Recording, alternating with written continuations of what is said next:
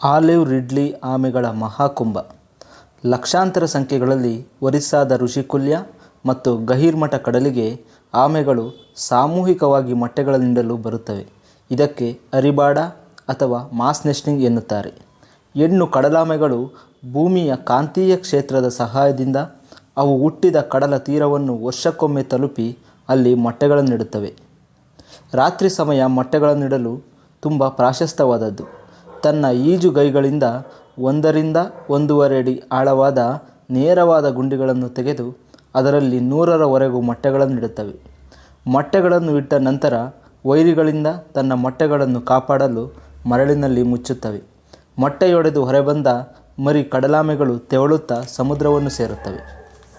ಗಂಡು ಕಡಲಾಮೆಗಳು ಪೂರ್ತಿ ಜೀವನವನ್ನು ಸಮುದ್ರದಲ್ಲಿಯೇ ಕಳೆಯುತ್ತವೆ. ಹೆಣ್ಣು ಕಡಲಾಮೆಗಳು ಸಮುದ್ರ ರಣರಂಗದ ಹೋರಾಟದಲ್ಲಿ ಬದುಕುಳಿದಿದ್ದರೆ ಮಾತ್ರ ಮತ್ತೆ ಬರುತ್ತವೆ ಮೊಟ್ಟೆ ಇಡಲು.